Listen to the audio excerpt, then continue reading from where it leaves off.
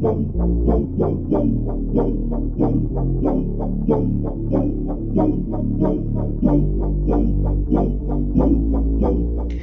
one's called the Twisty Jewel, or at least that's the name that I seem to have found most commonly for it. If you have another name for it, let me know. This one's going to go from a Cupid. Okay, you don't have to invert into it if you're more comfortable dropping down, however you want to get into your Cupid. Okay, which side to do, your dominant, your whichever. To me, I default to inverting on my right side. I actually prefer my left Cupid, so it works out well, but there really isn't, like, this is comfortable on both sides. I will say though, if you have a better side bend on one side, this one is definitely very side bendy, and there is some active shoulder flexibility on that. Okay, so I think more likely most of you probably will be limited by your flexibility than by your strength on one side, because you have the option of dropping down to this one. Okay, so let's talk about the position just from the ground before we take it up. It's going to go from a Cupid. Okay, so if we're doing it from the ground, you're going to place your foot right next to the pole. So this is kind of the cool thing, is regardless of what level, you can still play around with the shape from the ground. It's kind of a fun one. Okay, lean your head away, bring your knee up nice and high. I will put this disclaimer in. I think this move is actually harder to do from the floor. Okay, it's much easier on the pole because you can sink down into it. Okay, from here, I'm going to grab somewhere around crotch level with my outside hand, same hand as my bottom leg, so I can bring this arm through and put the pole in my armpit. It's almost machine gunny and yet different. Okay, it seems similar and yet different. Okay, then from here, this is the super uber fun part, besides the uber crotchy shot. My outside hand is going to grab thumb towards my face, or pinky towards my big toe. Grab your ankle. Don't grab your foot, grab your ankle, because you want a solid hold. From here, you're going to open that leg. Okay, so it has this really weird, funky look. Ugh, once again, hard to get out of from the floor. Okay, so this inside arm, you want to really think about squeezing, because that's part of what's keeping you on the pole, especially when you're up in the air. That leg, once I pull, it actually does create a pressure point and squeezes me in, but this is still very crucial. Okay, so if you have a weak hold on that arm, you're going to feel like you're sliding. So really make sure you're thinking about adducting or squeezing this arm to your side like you're trying to pinch a golf ball, or pinch a pole, because you are. Okay, and then when you open that leg, it will slide down and drop down and rest on your arm. This is where definitely flexibility comes in.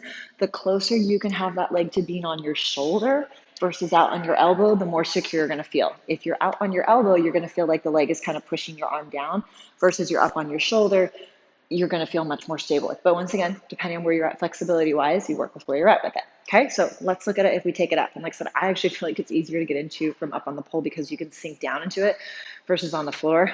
It's a little more struggle bus. Okay, so Cupid, get that foot on there.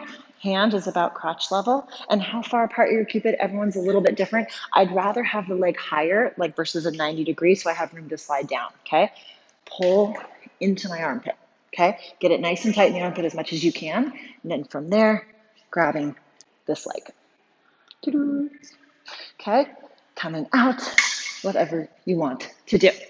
Okay, so contact points you have. That bottom foot, of course, is pushing in. I would say on this one, if you are uncomfortable with the Cupid or not 100% solid, doesn't mean you can't get this move, because you do have the help of this. But that being said, I find people, they're still not super comfortable with their Cupid. Just that motion of dropping down and getting this armpit in can be a little bit scary. Okay, but I would say once I get into it, that bottom foot is playing less of a role in it, and this and that squeeze of pulling the top leg is actually more of a role, playing more of a role in it. Okay, so you can see a lot of side bendy, some shoulder flexibility to be able to get that arm across. And then as you do open that leg, just like so many moves, think about doing this with your chest. And in doing that, that's going to squeeze this down even more. Okay, this move, I find spin static really doesn't make much of a difference. Okay, or there's some moves where spin tends to help it, some moves where spin tends to make it a little bit more difficult. I don't feel a huge difference in this one. More so it's just going to come down to, are you comfortable on spin, or are you more comfortable on static? Okay, the nice thing about this one, it doesn't really move that much, so if you are trying to hit an angle just right, it's not too bad of one to do on static, but it also is one that is kind of cool to see all the angles on all the sides. Okay, so let's take a look, see at it on spin. Bottom foot, placing it on the arch of the foot, pull it into that armpit, get it nice and tight, grab, pinky towards your toe, Open, look off into the yonder, pretend like it's effortless, hold, hold, hold, release that leg. You can take the bottom leg off, transition to a jasmine or wherever you want to go. Okie doke, try it out. Twisty jewel, I think. Play around with this one. Hey, those of you that want to take it to something a little bit more, check out the transition, taking it into a broken split. For those of you a little more adventurous and maybe a little bit more advanced, just kind of a fun thing to, spice things up.